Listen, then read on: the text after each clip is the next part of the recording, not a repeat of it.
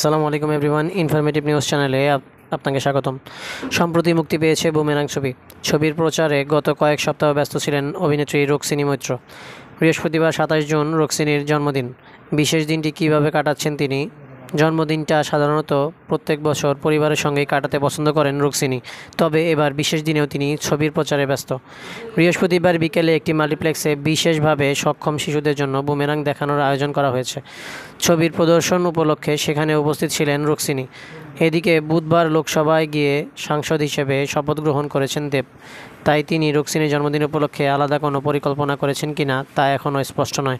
তবে সামাজিক যোগাযোগ মাধ্যমে রোকসিনির সঙ্গে একগুচ্ছ ছবি শেয়ার করে জন্মদিনের শুভেচ্ছা জানিয়েছেন।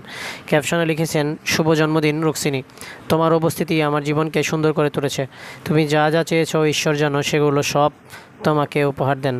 আর এটা বলার অপেক্ষা রাখে না যে তুমি আমার সেরা ট্রাভেল পার্টনার। শুভ জন্মদিন, শুভ প্রতি ঘন্টা, শুভ প্রতি মুহূর্ত। সেই পোস্টের কমেন্ট বক্সে ভক্ত অনুরাগীরা এ তারকা জুটিকে শুভেচ্ছা জানিয়েছেন। প্রীতম মজুমদার নামে এক ভক্ত লিখেছেন, বিয়েটা এবার করে ফেলো, বয়স কাউকে ছাড় দেয় না। ছোট দেব ও ছোট রোকসিনিকে আমরা কবে দেখতে পাবো?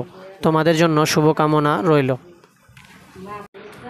রোকসিনি মৈত্রকে শেষবার জিতের সঙ্গে বুমেরাং ছবিতে দেখা গিয়েছে। আগামীতে তাকে নডি বিনোদিনী ছবিতে মুখ্য ভূমিকায় দেখা যেতে চলেছে।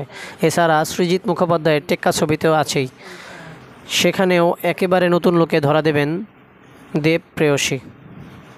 প্রসঙ্গত, দেব এবং রোকসিনি বিগত কয়েক বছর ধরে সম্পর্কে রয়েছেন, তবে এখনও পর্যন্ত তারা বিয়ের কথা কিছুই ঘোষণা করেননি। তবে যে কোনো বিশেষ অনুষ্ঠান মূলত একে অন্যের জন্মদিনটি মনে রাখার মতো করে পালন করেন তারা। ঘুরতে যান নানা জায়গায়।